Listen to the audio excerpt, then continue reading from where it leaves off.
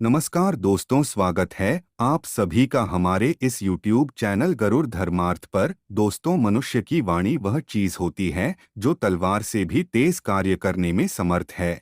यह एक ऐसा हथियार है जो पौराणिक महाभारत से भी बड़ा युद्ध करा सकता है। इसलिए हमेशा ही अपनी वाणी पर नियंत्रण रखने के साथ ही हमेशा अपनी वाणी को मधुर बनाने का प्रयास करना चाहिए।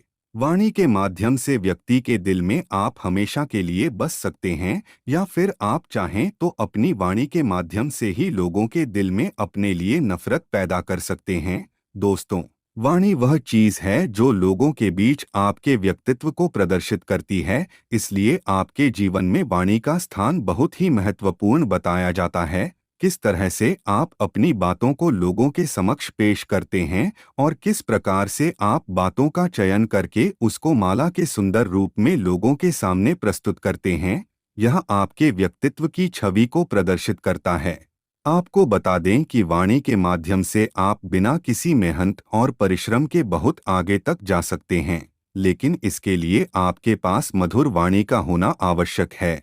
आपको मधुर वाणी के ये अपने अंदर प्रतिभा जागृत करनी पड़ेगी। अगर आपके अंदर यह प्रतिभा होगी तो आप बहुत ही आगे तक बढ़ जाएंगे। दोस्तों, आज की इस वीडियो में हम आप लोगों को एक ऐसे तिलक के बारे में बताने जा रहे हैं जिसे अगर आप अपने कान के पीछे लगा लेते हैं और अपनी फोटो को भी खींच करके किसी को भेजते हैं तो वह आपके ऊपर मोहित हो जाएगा, यानी कि उसके ऊपर आपका आकर्षण चढ़ने लगेगा। जी हाँ दोस्तों, आज का यह विषय बहुत ही मजेदार रहने वाला है। दोस्तों, हिंदू धर्म में पूजा पाठ के वक्त सर ढकने की परंपरा सदियों से चली आ रही है। आपको बता दें, मुस्लिम धर्म में भी नमाज पढ़ते वक्त लोग अपना सर ढकते हैं। पूजा करते वक्त हिंदू भाई बहन अपना सर ढककर ईश्वर के आगे सर झुकाते हैं।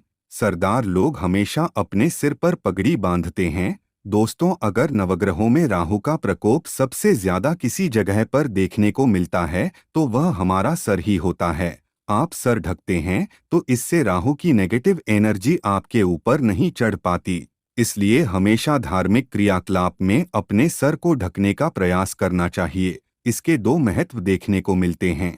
पहला तो एक, आपके ऊपर राहु का प्रभाव बिल्कुल भी नहीं होता है, जिसकी वजह से आपके देव गुरु बृहस्पति बलवान बन जाते हैं। देवगुरु बृहस्पति के बलवान होते ही आपके द्वारा किया जाने वाला पूजा पाठ मंत्र आपको सीधा जागृति प्रदान कर देता है, ईश्वर से संपर्क करा देता है।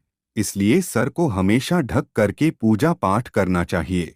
अगर आपका सर खुला रहता है तो इससे राहु आपके सिर पर चढ़ जाता है और कहीं ना कहीं पूजा पाठ में ऐसी त्रुटि उत्पन्न हो जाती है कि आपकी पूजा बाधित हो जाती है, जिससे आपका पूजा पाठ में मन नहीं लगता और आपको पूजा का पुण्य प्राप्त बिल्कुल ना के बराबर होता है। दोस्तों, अगर आप सिख समाज को देखेंगे तो हमेशा वे लोग अपने सर पर पग बांधते हैं। इससे उनका राहु हमेशा उनके नियंत्रण में रहता है, यानी कि राहु का नकारात्मक प्रभाव उनके सिर पर नहीं चढ़ता।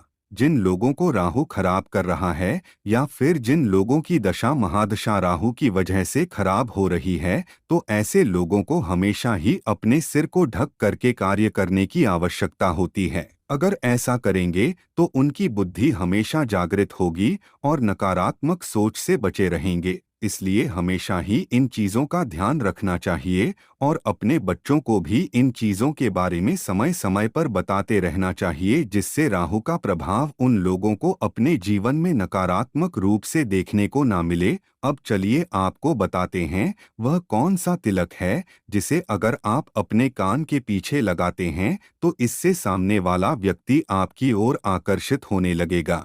अगर आपसे कोई भी व्यक्ति आकर्षित नहीं होता और आप किसी को आकर्षित करना चाहते हैं तो इस तिलक को अपने कान के पीछे लगा करके अपनी फोटो भी उस व्यक्ति को भेज देंगे तो उसके मन में आपके लिए प्रेम जागृत हो जाएगा। वैसे तो देखा जाए, प्रेम को जागृत करने के लिए किसी भी प्रकार से आकर्षण की आवश्यकता नहीं पड़ती, क्योंकि यह दोनों एक दूसरे के पूरक माने जाते हैं। जहाँ पर प्रेम वास करता है वहाँ पर आकर्षण की जरूरत बिल्कुल भी नहीं पड़ती, और जहाँ पर आकर्षण होता है उस जगह प्रेम का कोई महत्व नहीं होता।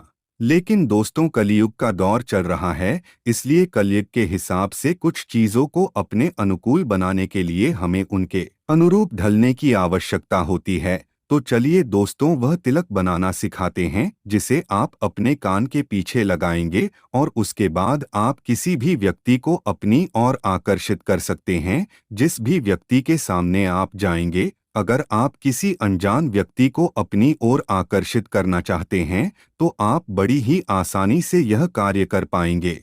लेकिन दोस्तों, गलत कार्यों के लिए किसी भी प्रकार से इस तिलक को लगाने की कोशिश मत करिएगा, क्योंकि उपाय अगर आप किसी गलत नियत से करेंगे तो आपको भारी नुकसान उठाना पड़ सकता है। इस कार्य को केवल उन लोगों को ही करना चाहिए जिन लोगों को सच में इसकी जरूरत है, जो सच में किसी को दिल से चाहते हैं, जिन्हें अपना बनाना चाहते हैं। उनके दिल में किसी भी प्रकार की कोई खोट नहीं है, उनकी नियत साफ है। जो लोग अपने भाग्य को जागृत करना चाहते हैं, या फिर आप जिस जगह कार्य करते हैं वहां पर अपने अन्य साथियों को अपने साथ मिलजुल कर कार्य करने के लिए अपनी ओर आकर्षित करना चाहते हैं, या फिर अपने बॉस को आकर्षित करना चाहते हैं, तो ऐसी स्थिति में आप इस तिलक को अपने कान के पीछे लगा सकते हैं।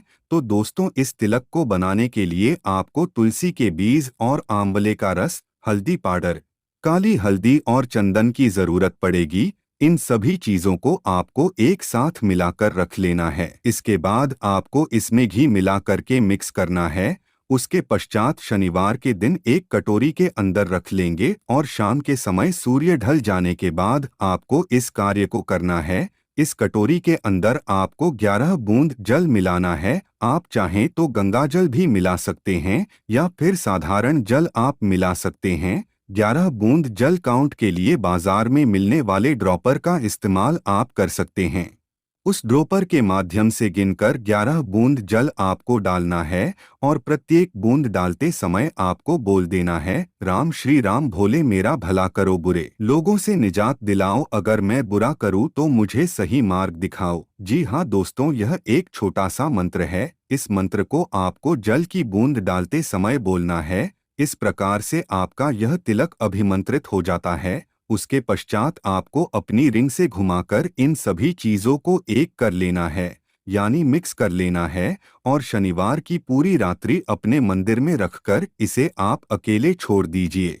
अगले दिन सूर्य को थोड़ी देर के लिए अपना यह तिलक अवश्य दिखा दीजिए। सूर्य की रोशनी इसके ऊपर पड़ना चाहिए और उसके बाद सूर्य देवता का आशीर्वाद आपको प्राप्त हो जाएगा। वह इस मिक्स तिलक को आप किसी कांच के डिब्बे में भर करके रख लीजिए। जब आप घर से किसी कार्य के लिए बाहर निकलते हैं तो उस समय अपने कान के पीछे इस तिलक को लगा लीजिए। अगर आप किसी व्यक्ति से मुलाकात करना चाहते हैं, या किसी बढ़िया सेमिनार को अटेंड करना चाहते हैं, या फिर अपने बॉस को इम्प्रेस करना चाहते हैं, तो इस तिलक का प्रयोग आपको अवश्य करना चाहिए।